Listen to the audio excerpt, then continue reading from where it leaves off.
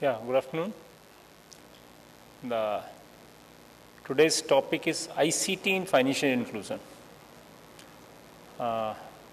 Prasad, A.V. Prasad from the Andhra, they are the first mover in the area of the financial inclusion through the using ICT.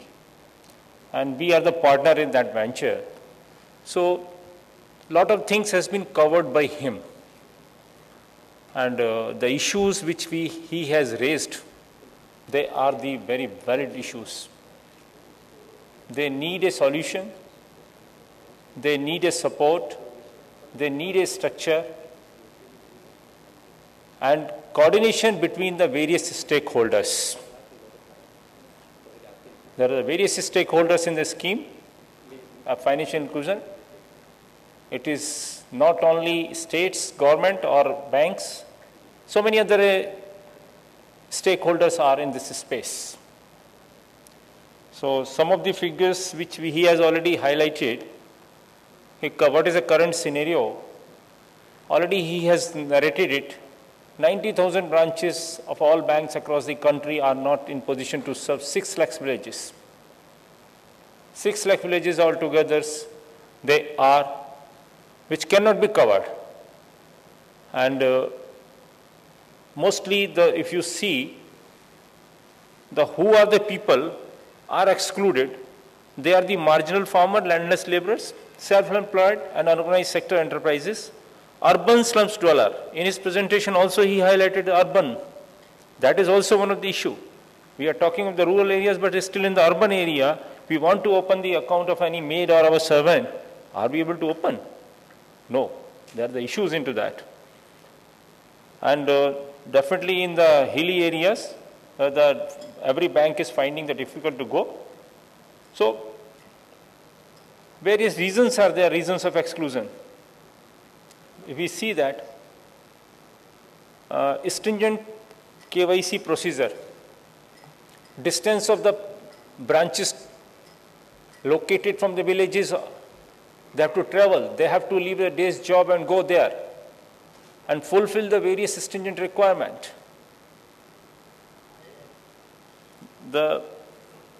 Another thing for the institutions are the higher transaction cost, stringent KYC norms, inability to prove the identity in the biggest barrier preventing the poor from accessing banking services. So various reasons are there. So that's why this majority of the masses of the country, they are excluded and not being brought into the ambit of this economic development, what is happening in the country. So what is the solution? Some solution has to be there. It is not possible for all the banks to open the branches in rural areas. There are the issues of infrastructure, powers, logistics, connectivity. Various issues are there. Even if the banks tries to open the branches, there are the issues. And viability will become another issue.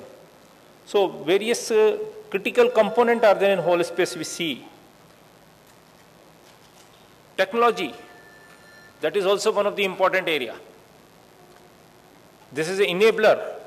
This has to enable the services in the villages. Economic viability and the BC network. If you see, cash, which is a major component in the rural areas, or with the excluding where the cash exchange takes place, can be handled by either branches or ATMs. With the revised guidelines of the RBI in 2006, business correspondent had been made. Entity who can be engaged by the banks to provide the services in the rural areas to financially excluded masses. So these are the three major critical components we see. So technology is definitely one of the very critical component. If even the BCs are put into the villages, they have to deliver the service to the people. Those services are to be delivered, so we have to provide some enabler to them. That can be through the technology. And once the services are provided, those transactions, whatever has been done on the plate, they should have a platform which can work seamlessly with the main system of the banks. If they are working in a standalone mode, they will never be able to get other services which are the normal ones. Transfer of the funds, remittances. So these are to be integrated. So we have done various, adopted various approaches. We tried multiple technology in State Bank of India. We started with one technology because this financial inclusion area is total uncharted, unstructured. Something has been devised today, may not be true in the tomorrow's relevance. It keeps on changing. So everything is evolving. So we have also adopted the same approach, started with one, had a lot of learning, and then moved to another one, how those learnings have been in the previous solution or channel can be won over this. So one of the initial technology solution which we started with, that was the card-based or POS device, where the Andhra is a pioneer in that area. We started with that. This solution works in with the biometric authentication and with a handheld device. Various components are there. Mobile is one of the component which connects through the GPRS to the back end of the service provider. I'll show you the flow in the next slide. And this can store the various data to validate the customer there itself. This provides a service of account opening, basically enrollment part. Enrollment of the customer is done at the outlet. So, and this uses various types of encryption system. So major challenge in the field is to provide the services at low affordable cost and in a secured manner. So this is one of the channel which was used. This provides the account opening, cash in, cash out with the fingerprint validation. This provides a facility of fund transfer, remittances, which is a major activity for the people who have gone to other areas and they are earning their livelihood and then to send in their account so that people in their other family members in the villages can withdraw. This is some of the flow. If we see, first is a BC outlet. At the BC outlet, all the transactions are done. Customer comes there, he's got validated with his fingerprints. All transactions, because at the outlet, if we give a signature, person may or may not be tally, most of the people are illiterate. Identifying the thumb impression put under application form, validation will be difficult. So fingerprint are to be validated, which are stored locally or centrally, depending upon the type of the channel used. So this is a POS-based card channel. It goes to technology provider, then through the middleware it comes to the bank. So it is updated from front-end delivery in the village, services where it is provided. It is seamlessly integrated to the back-end systems, and customer is having a single view across all the channels.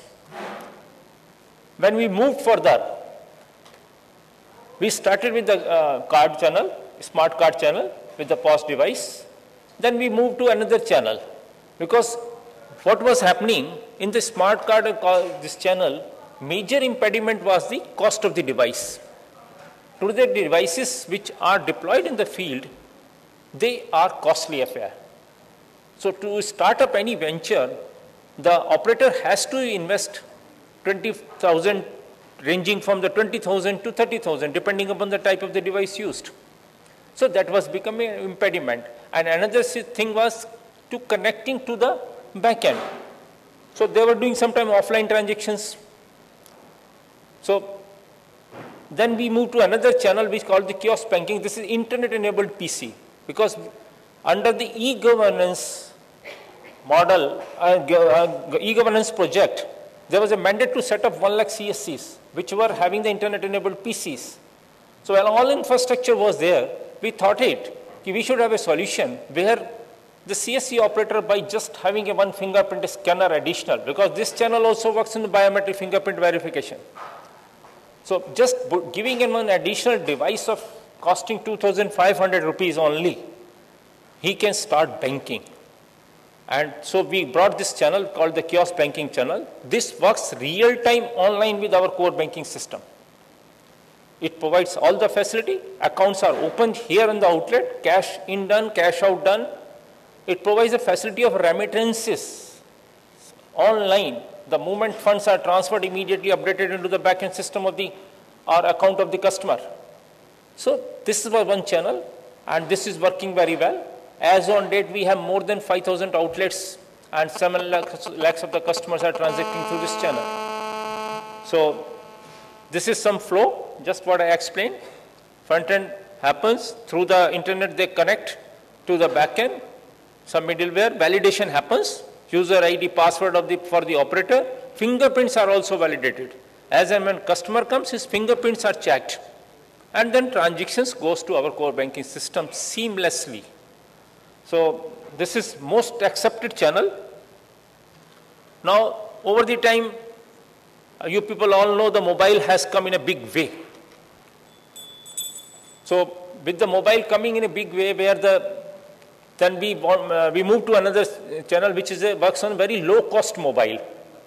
Mobile is not required high cost, no Java enabled. Even the simple mobile of 800 rupees provides this type of transaction, which works on authentication system, PIN. Provides the facility of account creation, and all the facilities are here. Cash in, cash out, remittances, and they need not to have a separate mobile. Whatever mobile they are using for the talks, they can use it and provide the services. So again, the flow is the same. From the device, from the mobile, it travels to the backend and then to the core banking system. So this is some of the statistics where we are today. If you see, so as on date, through the various channel, card channel, we have a maximum number of the accounts. 53.80 lakhs are the number of the accounts. Cell phone we have just started, so it is a 1.78. Kiosk banking 5.11. So total 60 lakh customers have been covered under the financial inclusion by the State Bank of India as on date. We are moving ahead with the various types of new initiatives which we are taking and trying to cover as maximum as. So these are the certain backend services are also given where the offline batch posting online and settlement happens. So in the State Bank of India, we have used various type of ICT to cover the customers, and we are moving more and more in that direction to cover and provide the services. Thank you very much.